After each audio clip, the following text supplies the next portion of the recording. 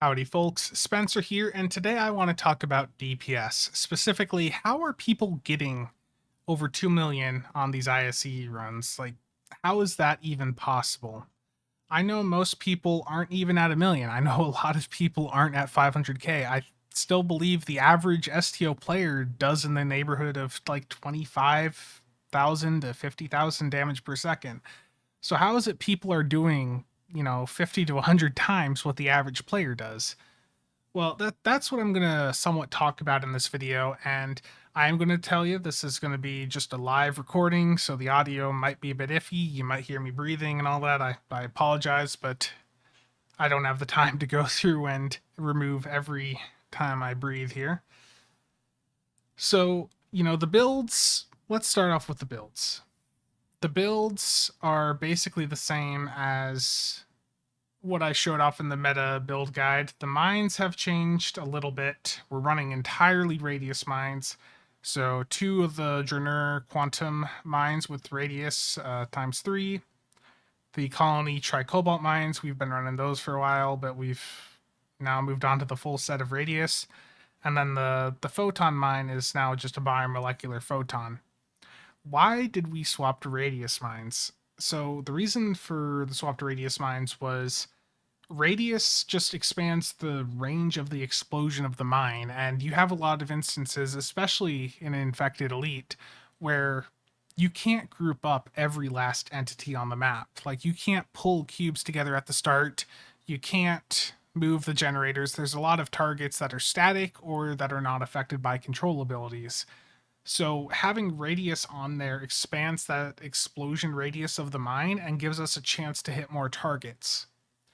Now, compared to what we were doing before, where we were running damage times 4 mines, we are losing some of that final damage bonus on the mines, but it's worth it if you're hitting more targets, because these mines can hit many, many targets, and losing that bit of, like, you're cutting your damage boost in half for what you do hit, but hitting more is just, it's worth it so much. And to clarify, you're not like losing half the damage. It's damage times 4 mines have a final damage multiplier of 26.46%, and mines that have damage radius times 4 only have a final damage bonus of 12.36%. So it's not the end of the world. You're still getting a pretty sizable damage boost. The other change that we've had, this is a bit more recent, but there's been a swap to full exploiters on these very, very high-end torpedo builds. The exploiters, basically the issue we're having is on these really min-max builds, on these accounts that are really built up, that have lots of endeavor points, you've got max crit chance on your endeavors, you've got all of these crit chance traits. The issue we're starting to run into with the tort builds is we were hitting quite consistently like 90-95% crit chance, and once you're at that point, you can start considering maybe scaling back, and just giving yourself a little bit more crit severity via consoles.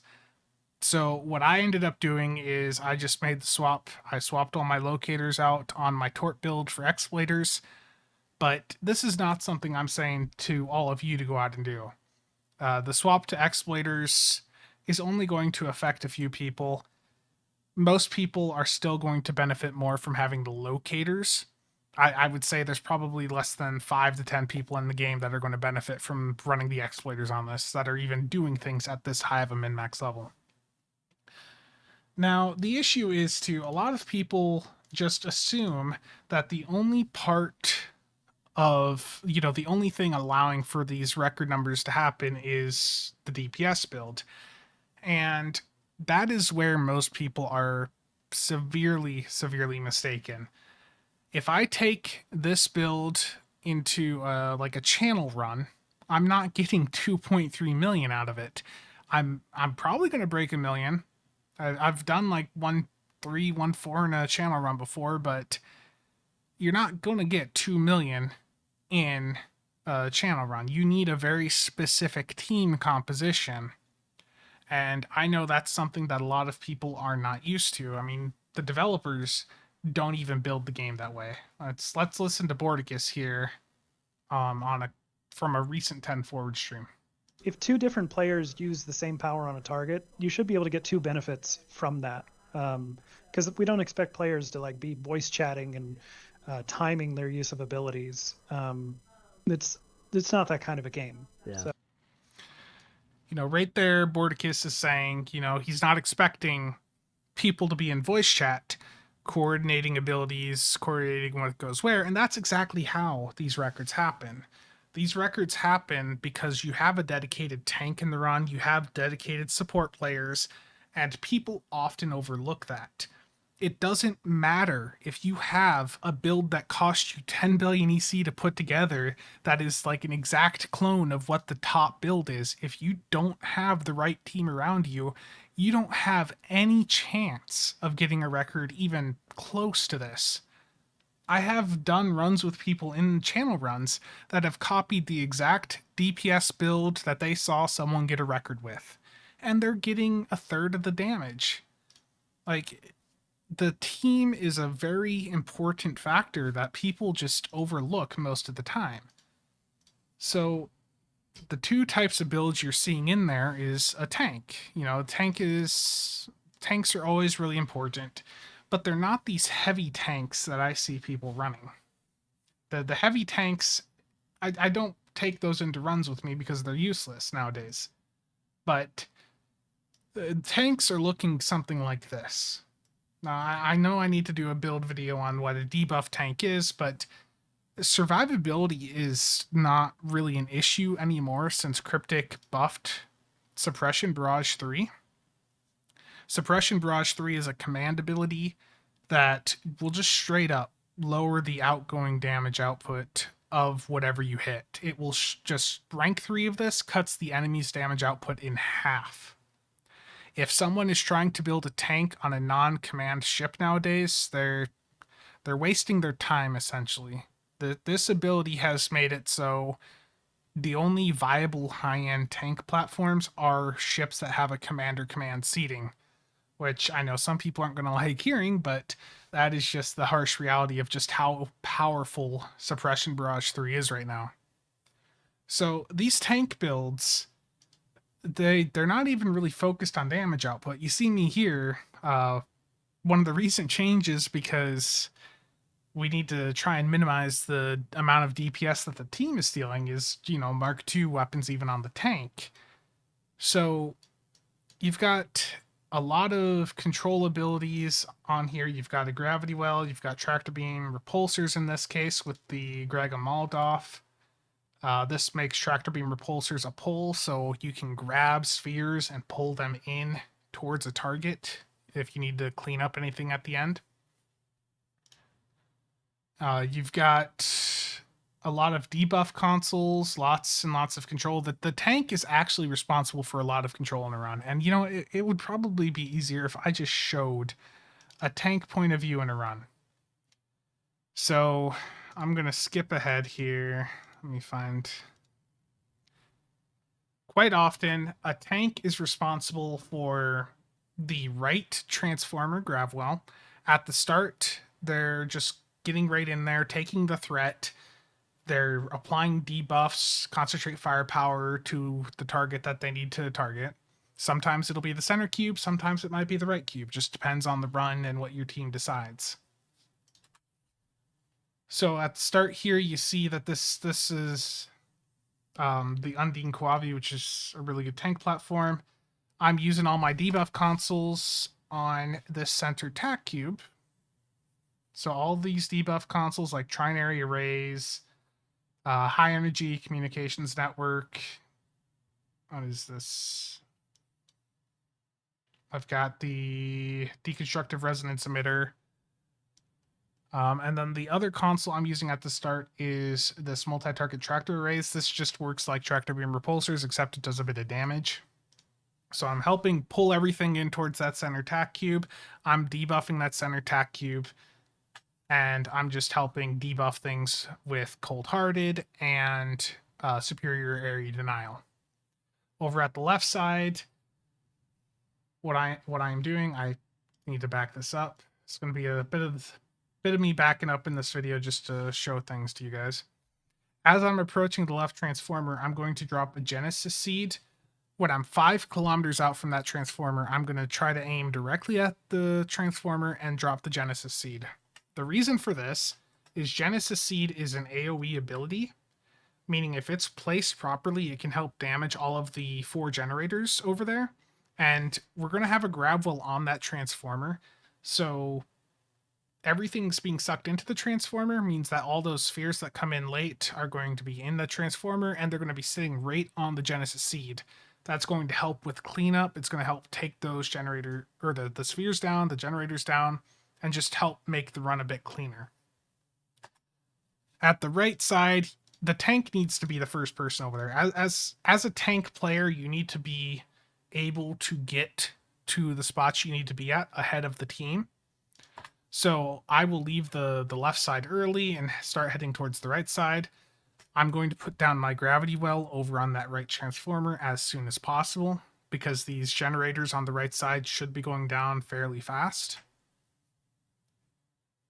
I'm going to sit above the transformer and just wait to see, just keep an eye on things, make sure things get sucked in. I've hit tractor beam repulsors to help pull the spheres in case the gravity well messed up. And as the transformer starts to drop here, you're going to notice me head off to the gate really fast. Or at least try to. So one of the important things, one of the biggest challenges for tanks right now in these types of runs is this using the graviton displacer.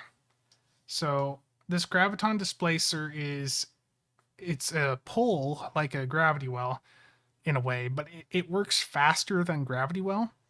And it doesn't care about your control skills. If there is an enemy within 6 kilometers of you, it is putting it right on that ball that it shoots out, and it's going to do it very quickly. I'm sitting above Deep Space Nine here. Let me just move over so I can just show you what the graviton looks like so you can better identify it in the video. You see this purplish ball? If there were any enemies around me, this would be sucking in the targets towards it. So if I pull the video back up, you see me as I'm heading towards the gate. I'm trying to aim to have the graviton between the top 2 bars on the gateway. This is just something you're going to do with practice as a tank player. This will get the spheres grouped up nicely between those 2 bars. And when you do that makes it extremely easy for the DPS player to be able to get their AoE abilities to hit all of the spheres, because whatever they shoot towards the gateway is going to go up towards the top of the gateway. You see where this chemosite explosion circle is here? Everything that they shoot out is going right there. It means if they fire an enhanced biomolecular high yield, it is going right to that point on the gateway. And those spheres being there means that they're all going to get hit by that EBM. The same applies to any other abilities they have. So having them there helps the DPSer get a lot of damage real fast, and just helps massively. You don't even really need a gravity well if the DPSer kills them fast enough at the gate. Now, the last job for the tank in the run is to make sure that the sides are clean. So I see that there was a generator left up. I go kill it. I then head over to the other side to make sure it's clean. I would use tractor beam repulsors to pull the spheres in towards the tac cube if there were still any alive. And being that there was none there, I then just helped debuff the tac cube. So this wasn't the best run for K-Wolves, but I just thought it was a good example from the tank point of view on how these runs go. Now, the next big important piece of the puzzle is supports. I've already covered the support builds in a video I made, and the supports, they change quite often. The build that I put there in that video, that guide is still very good. The only difference now is we're starting to mess around with pets that have focused assault. And if you do this, you're basically you don't even launch the swarmers at the start of a run. You're going to launch them later on and have them just stay docked and only actually send them out when you're at the gate or tack cube. Focused Assault now stacks as of the 12th anniversary patch that went out a week or so ago. And that is a massive buff for Focused Assault. So if you have the Herc Swarmers or the new Alliance carrier pets that are coming out with this new Alliance carrier, which are better than these Herc Swarmers, each of those will send or put a Focused Assault on the target. So if there's 6 of them out per bay, and you have 2 hangar bays like you would on something like the Goktad here, you can, get quite a bit of a damage boost out there for your teammate, because Focused Assault 3, if I go to skills here and go to a tactical officer, Focused Assault 3, each Focused Assault 3 is a 20% Cat 2 damage boost on that target for anyone on your team hitting it. So if you have just one person running a Goktad like this with 2 hangar bays of them, that is quite a bit. That is, let's see, so I'm gonna pull up a calculator here because the brain's not working. That would be 12 pets. Okay, now I feel like an idiot. So that right there is 240% Cat 2 on your target just from one person running a Goktad with the new Alliance carrier pets that have Focus Assault 3 on the Elite version. So those pets, are going to help quite a bit. But in general, the supports, let me just show a support point of view in a run. This is, I don't know who this run was for, but one thing I do need to say is we do heavily coordinate these runs. Like, one person is taking the left cube, one person's taking the center cube, one person's taking the right. Typically in a run like this, you will have one support Gravwell the tack cube at the start and then the gateway. Another support will will Gravwell the left transformer and then Gravwell the tack cube at the end, the one that spawns in after both sides are dead. The tank is usually responsible for Gravwelling the right transformer.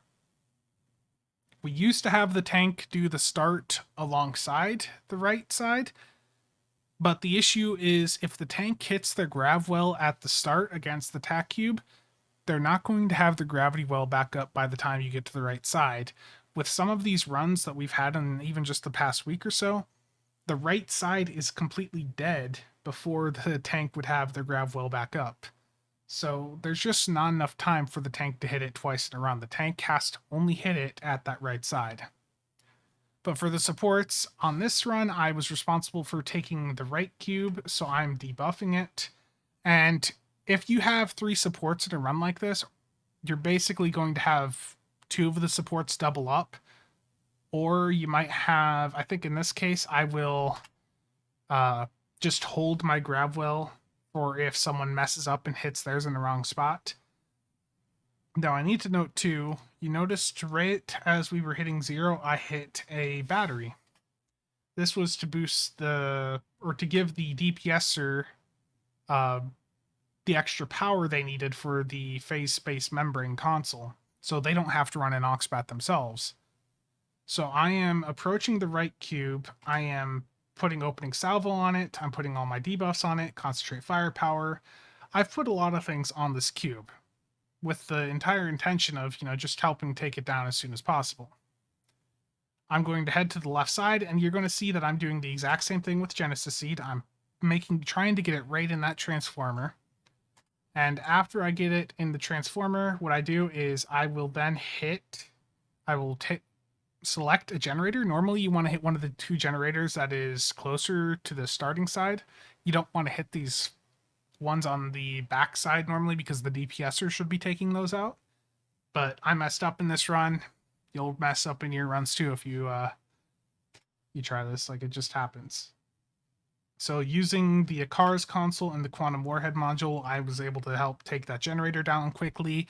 The purpose of doing that as a support is you're helping get the spheres to spawn in faster above the transformer, because the 4 spheres spawn in once 2 of the generators have died. So that is the entire intention of the support, is to help debuff things, do crowd control, and to help get those spheres to spawn in as soon as possible. So I'm going to head over to the right side. I kept my gravity well as a backup, so I just hit it at the right side. I'm just focusing on the generator. I did, again, hit the wrong side. I should have been hitting the front ones. Then I'm going to get to the gateway and just try to toss whatever debuff consoles on it I can. You'll notice the tank messed up their graviton just a little bit. If I go back here, you see their graviton's really far back and the spheres are above. This is still fine, but it's not as good as if they could get that graviton placed right down here. It coming in at a high angle like this will cause the spheres to go above the gate. You need to come at it from a lower angle like I showed with the tank point of view. So just debuffing the gate, and once the gate is just about dead, what's going to happen is I'm going to swap over to the tack cube and launch my opening salvo.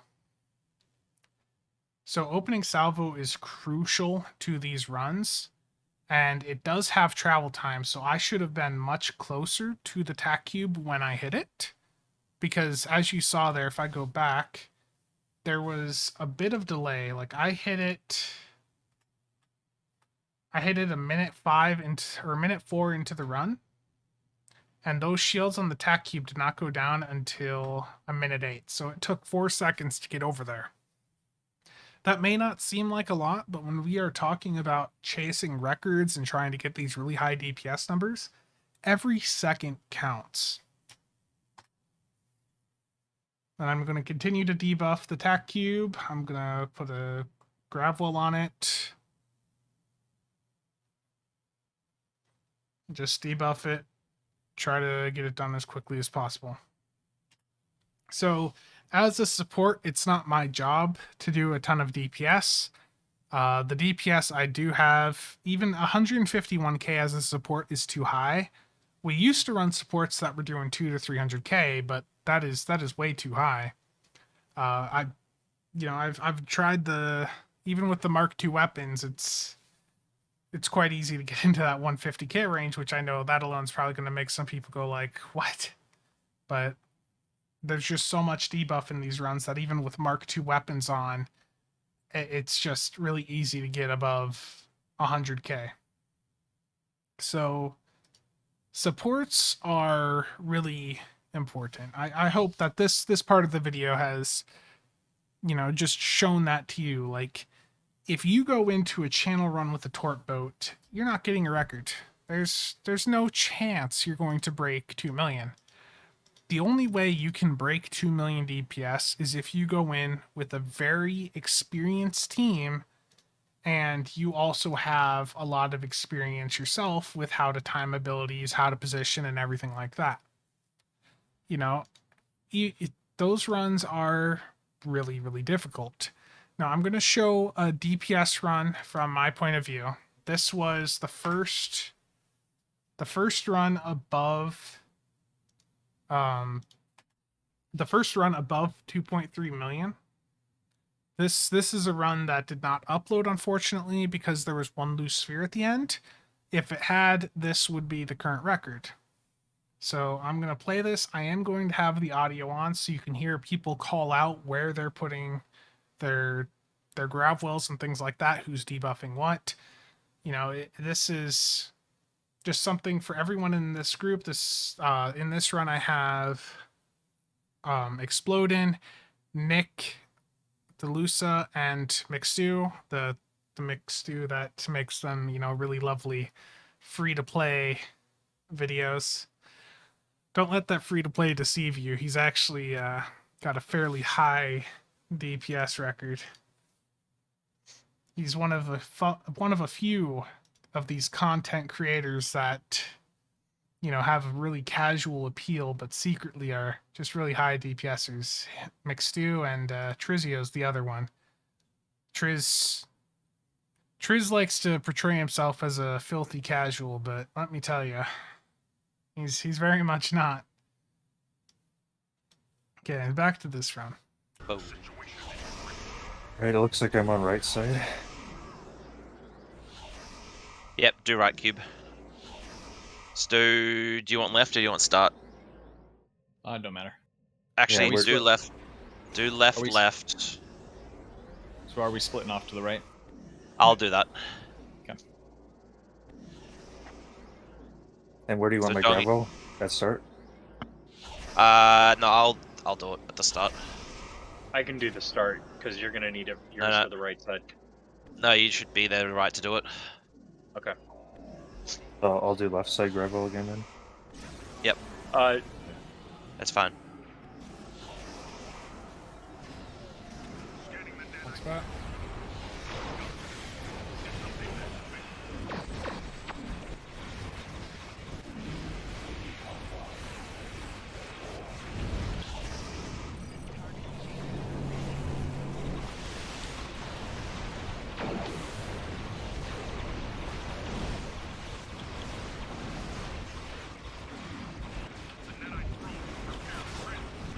Come on, turn. Jeez.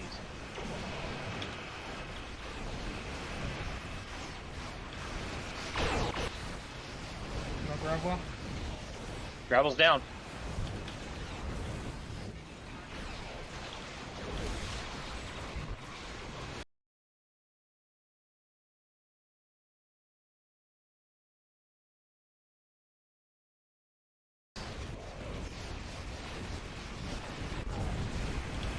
Doing my opening. Gravel down. Not go off. So we're going down. Please tell me that was clean. No. No, there's. Okay, so that would have been the current record had it not been for that one loose sphere at the left side. Unfortunately, that was missed. Nobody noticed it, so that run was not a record, unfortunately. Now, I'm going to do a walkthrough of my current record, which is just a little bit below that. It's unfortunately been beaten. Damn you, Tenor. 5K. You're hurting my immersion. Let's take a look at this run. So, I'm not gonna go over the prep phase because I've went over that in my ISE prep phase guide and all that. So we're gonna ignore that because you guys have seen that a dozen times. Right at 0, I will call out for my teammates to give me an aux battery. If I jump back a minute or two here, or a couple seconds, I mean. So you see how my aux power has been drained quite a bit. A teammate hit an aux battery and it just went right back up. That's going to cover me so I have that aux bat for the rest of the prep phase. This start went down extremely fast. I then get over to the left side as fast as I can. As soon as I get over to the left side, you'll notice too, one of the first things I do, once the phase space membrane is down, I hit my uncon abilities. Actually, looks like I messed up there. But I'm trying to position myself higher so that my torp spreads, the neutronic torp spreads, can hit those back transformer or the back generators.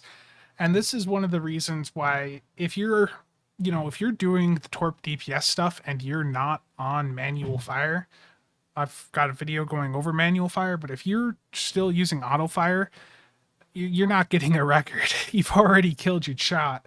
So, if you're wanting a DPS record, you have to grind out this manual fire. You need to be able to do the high yield EBMs, the Delphic I'll really mess that up. You need to be able to do the enhanced biomolecular high yields, the Delphic high yields, and then the neutronic spreads. You need to have keys for each of those lineups, but you still want to be firing torpedoes as fast as possible.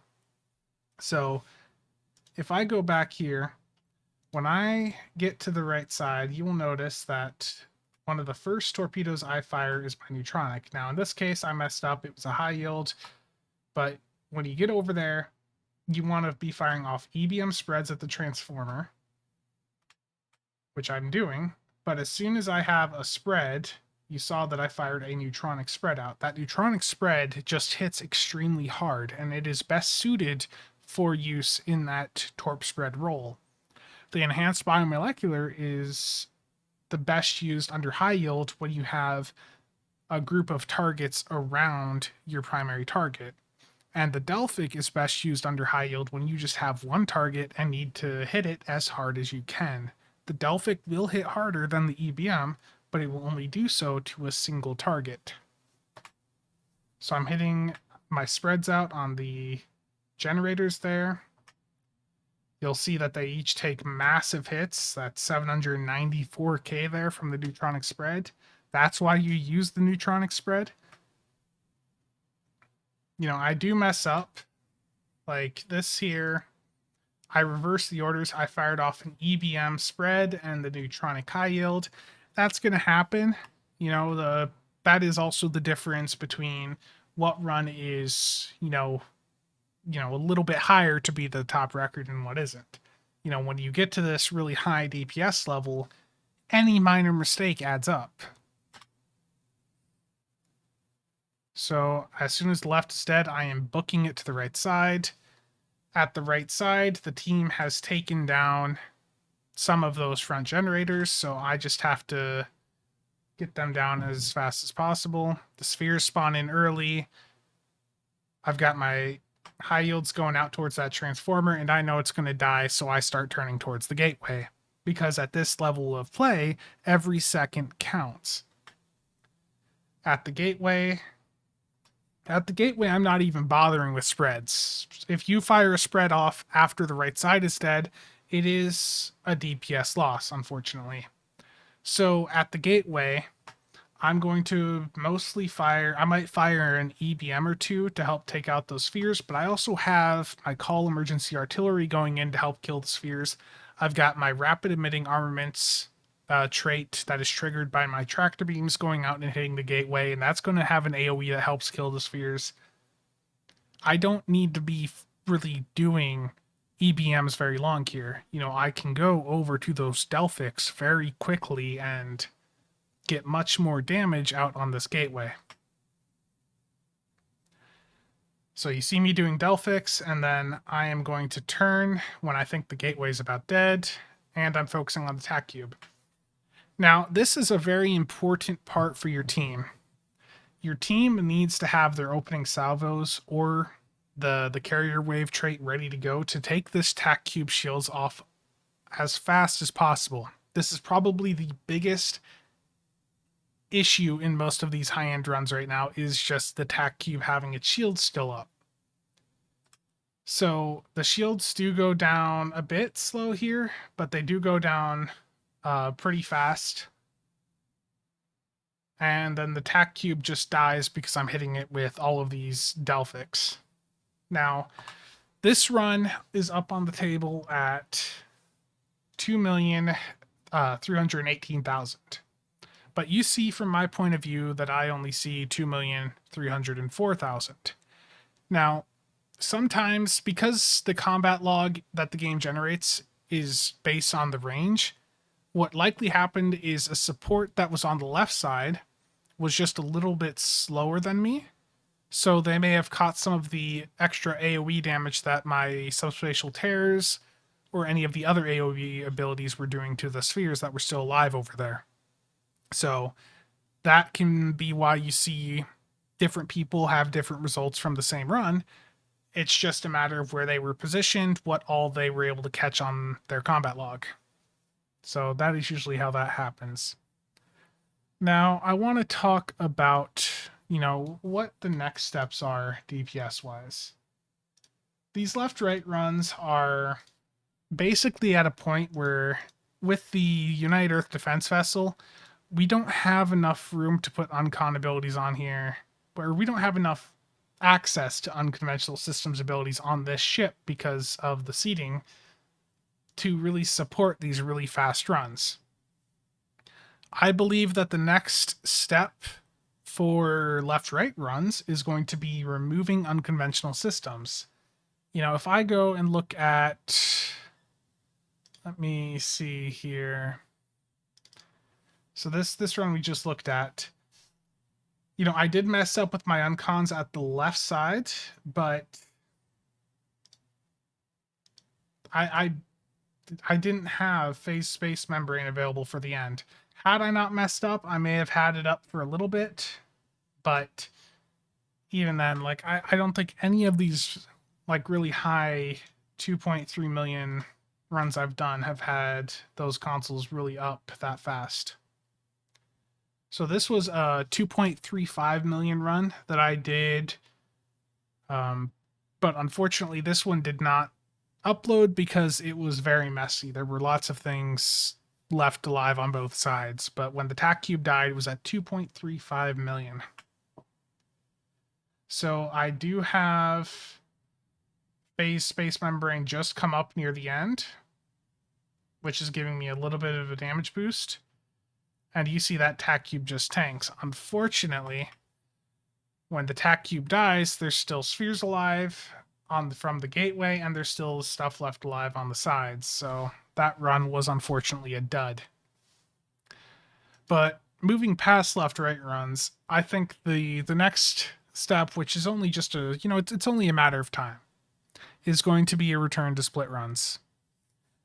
Now I need to find, you know, we've tried some different approaches. We tried what we call a 4-1 split. And in a 4-1 split, you have someone in a courage with a very specific build.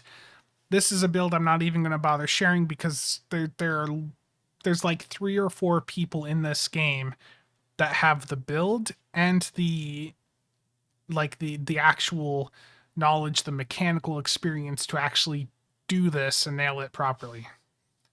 This courage build basically just goes in, it nukes a side by itself it needs to happen in like somewhere around 12 to 16 seconds. This example I'm showing you is actually too slow, and I made mistakes here. But you need to be able to nuke a side of infected Space Elite by yourself, like just that fast. You need to have the transformer go down in about 10 seconds like it did here. The issue in this run was, or in this test, was the generator still being up. So that generator still being up means that this test was a fail because you can't have a ton of generators left. You need to have all of the generators dead as fast as possible. And that would have happened had I hit my fire at will here because I was running Omni beams in the aft. But I just made a mistake there, so that wasn't as good as it should have been. But that should hopefully show you like that is one of the approaches, but you know, we tried that, and I will show you, like, this was a really bad run. I messed up, but the idea with the 4-1 splits is you just have that one person go to a side, they nuke it, and then they take out the gateway by themselves.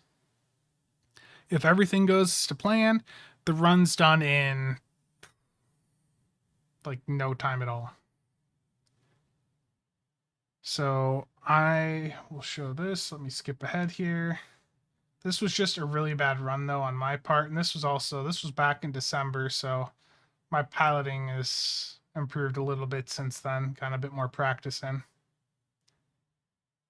Yeah, this start is ugh. And then I fat fingered on the moving over to the right side and just messed that up. I'm looking at this and I'm watching my which torps I was firing out when, and it's looking fine so far.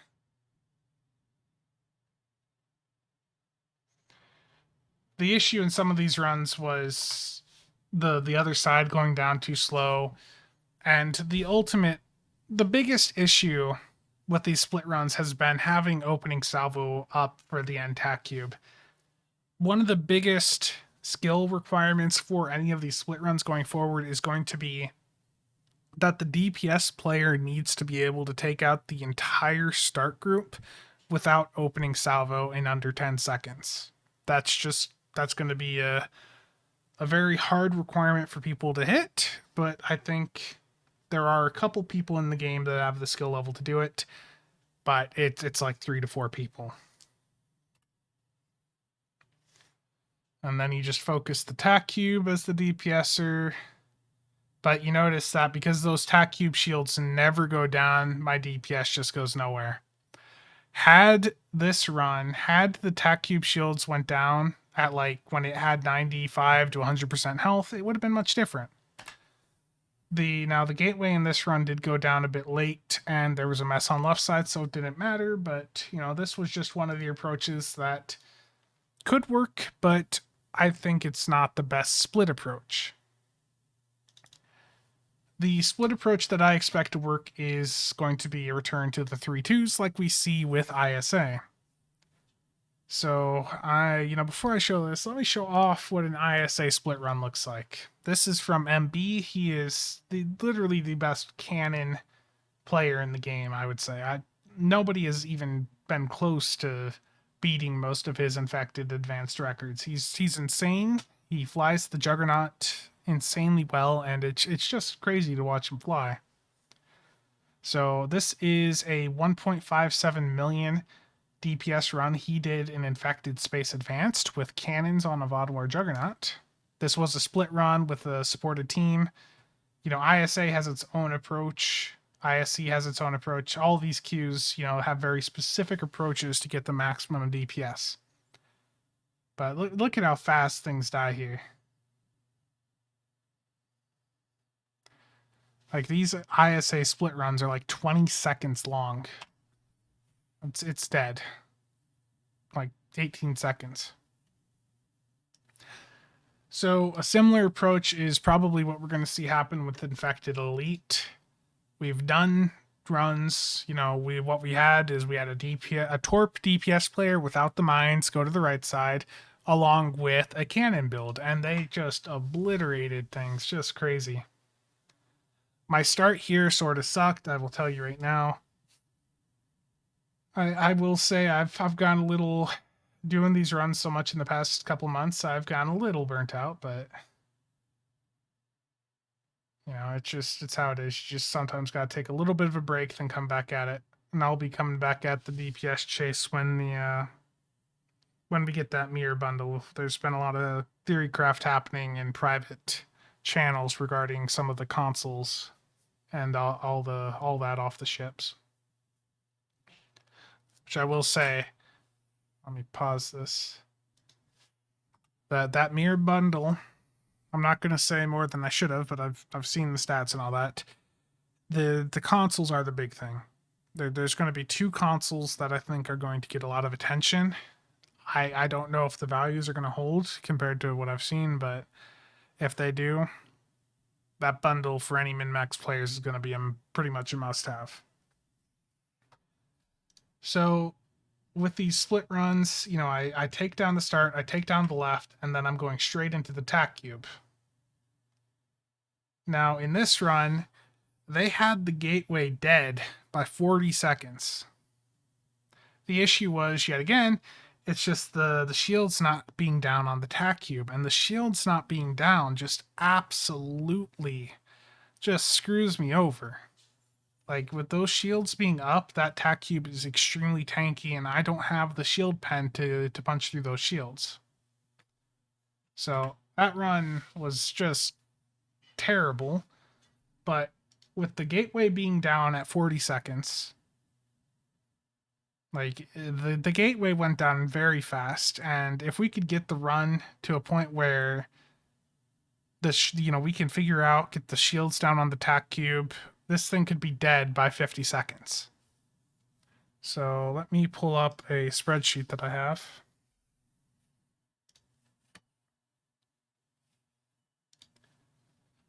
So this is a theory craft.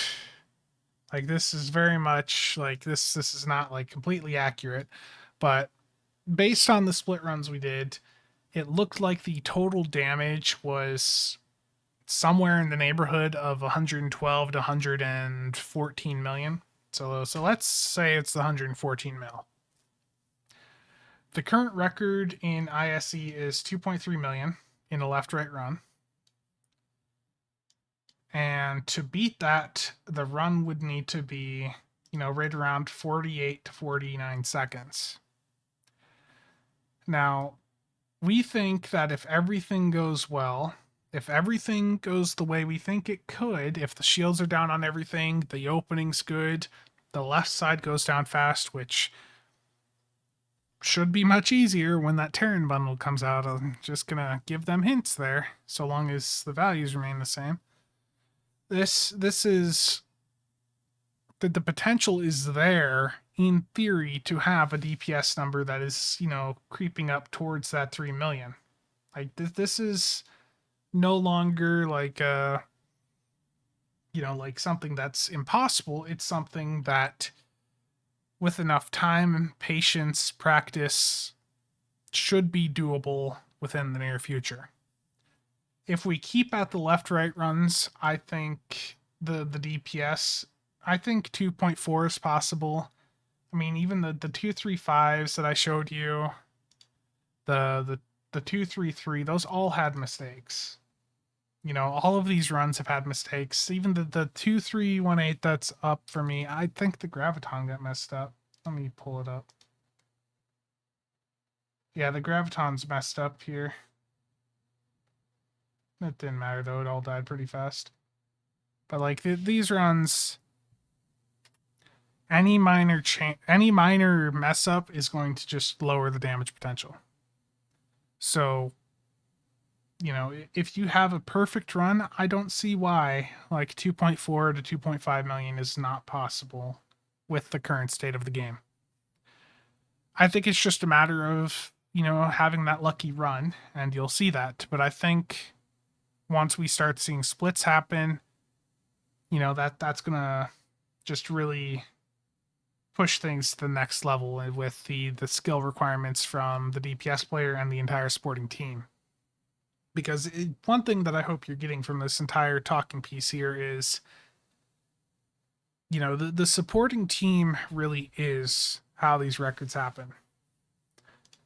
A lot of people go in, they copy these builds, and where they end up, they end up, under 1 million. Like I've seen people copy the exact, min-max tort builds, and they're doing like 700-800k. I've been in supported runs for people that are only doing 700 to 800k. And it's just, this DPS stuff, it's a lot of practice. It's a lot of skill from not just the DPS player, but from the entire supporting team. There is a reason that right now there's 3 groups in the game capable of doing a run that gets someone over 2 million DPS. You've got the DPS fanatics, who have been setting most of those records for, the past year and a half now. You've got the Weekend Warriors, which is Hansi Houston's group. And you've got the B team, which is what I've been flying with. Those are really the only 3 groups doing these high-end things right now at this level of play. And one of the things too, as a DPS player, and some people really don't like this. Most of these groups, you're not getting runs if all you do is DPS. Salty had a good quote that I liked, and that was, this was for DPS fanatics. It's basically their quote: "We're a team, not a charity." And that is, that's true for any of these groups, really. If you want to get in, you want to really grind out these runs, you can't have just a DPS character. You need to have support characters. You need to have tank characters. At least one of each. And it's just a lot of investment build-wise. It's a lot of investment, monetarily, though that will be easier now that they're giving us SAD in that mirror bundle. It's just a really high skill requirement to get those other roles down, because it's all important. You can't do this high DPS without, a good team. Now, something else that I'll say too is one other thing I want to address here. You know, I have also seen people say, well, are torpedoes, you know, OP? Are they too powerful? And my first response is when someone says, you know, are torpedoes, or when they just blatantly say torpedoes are overpowered, I think they're an idiot. You know, torpedoes are really powerful, but they're only like really that good in Infected Elite. Do you think these infected, or do you think tort builds are setting records in ISA? If that table loads, I'll give you a hint. Well, I already showed you. The builds setting records in Infected Advanced are, you know, Cannon Scatter Volley. The issue is, you know, we have all these different play styles, and each one has a queue that they do really well in. You know, if you want to set a Hive record, guess what? You need to be doing an EPG build. You know, we've got some examples of those on the builds Discord. If I go to EPG, go to curated EPG builds, like, there's specific builds for each queue. Like, tort builds can't beat an EPG build in Hive. Tort builds can't beat a scatter volley build in you know, in Infected. Like, this Juggernaut or any of these, you know, Cannon Scatter Volley builds are just going to obliterate anything that Torps can do because of just how they work mechanically. Infected Advanced is just too fast of a queue for torpedoes. It's all about the cannons. You know, if Cryptic looks at these DPS records and, you know, ever gets concerned with them, I would also be worried. Like, if I ever saw a nerf to torpedoes, I'd be a bit annoyed because I know that they suck outside of, you know, certain content. Just like how cannons, you know, sometimes suck. Like, doing pure cannons in Infected Elite sucks. It's why if you do a cannon build, you're going to have an EBM on it, because if you're trying to set a record in Infected Elite, you're always going to have a torpedo on of some sort at a high level. This was a scatter volley run I did with the EBM on and subspace warheads, and this is the current due record, though it wasn't a clean run. It doesn't matter because it wasn't going to upload anyways because I already had higher records on these characters. But this was 1.87 million when the tac cube went down with Cannon Scatter Volley. So I'll also note, because I know there's some of you out there that really like engineers, and normally I hate on engineers because, I mean, at space, in space at a min-max level, they're typically garbage. There's a reason that the top engineer is so much further down in Infected Elite. If I go by character, the top tax are the 2.3 mil range. That will soon be a bit higher.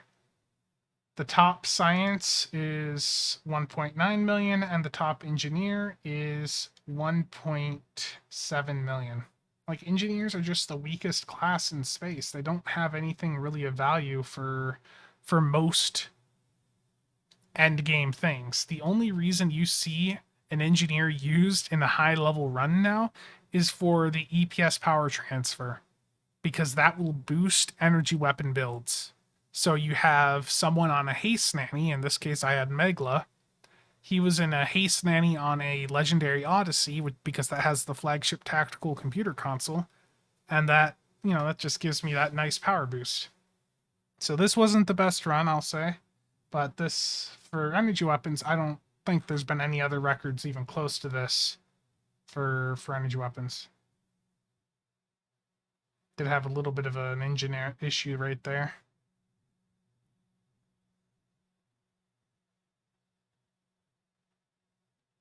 The cannons really do hit quite hard, but that EBM is just needed to have that extra punch in Elite. MB brought the same build I showed that did that 1.2 or 1.6 million ISA. He brought that into Infected Elite, and it did really good for the start and the left side, but it died at the right, and ended up really low. He had to put an EBM on to get his record in Elite. He just, if you're wanting a high record, you just have to have a Torp on. Especially like the EBM. Just the EBM by itself is just going to do so much for you in Infected Elite. So the shields, the common issue here, you see the shields are still up, now they're down. The supporting team is debuffing them, debuffing the tack cube quite a bit.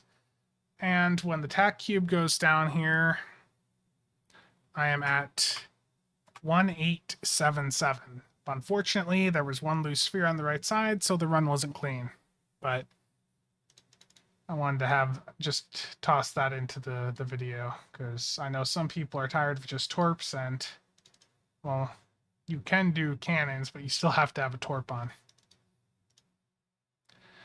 But anyhow, I just realized I've been talking for almost an hour, so I hope you guys have enjoyed this little talking piece, me going through a walkthrough of things.